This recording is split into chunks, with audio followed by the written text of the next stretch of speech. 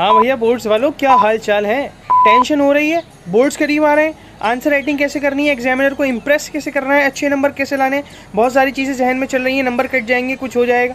तो टेंशन नहीं लो, हम है ना, बगैर किसी फालतू बात के तुम्हें समझाते हैं आंसर राइटिंग कैसे करनी है। तो शुरू करते हैं। चलो अब देखो मसला क्या है पता है, नॉलेज सबके पास है, पढ़ के सब जाते हैं, बात तो सही है।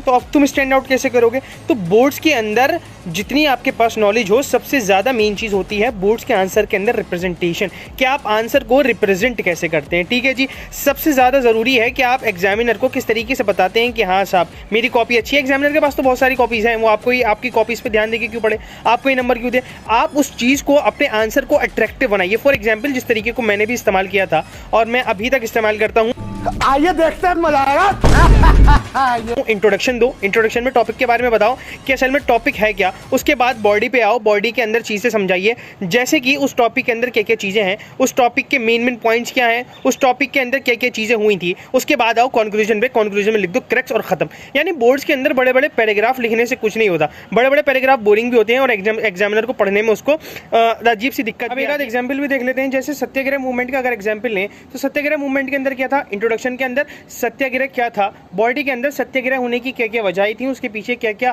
कारण थे, 2 से 3 हेडिंग में लिखो। और उसके बाद कंक्लूजन पे आओ, कंक्लूजन के अंदर उसका क्रक्स बताओ कि हाँ साहब इसकी वजह से ये चीज़ है, इसकी वजह से ये रिजल्ट स्टैंड आउट हुआ और ये चीज़ें निकल के आई इसके अंदर से। खत्म। बेहतरीन तरीका, बेहतरीन रिप्रेजेंटेशन। और कोशिश करना कि हो सके तो फ्लो चार्ट बना के आओ, यानी प्रैक्टिस करो कि चीज़ों को आसान तरीके से, अच्छी तरीके से समझाओ, समझ पाए एग्जामिनर तुम लोगों के लिखे हुए तरीके को।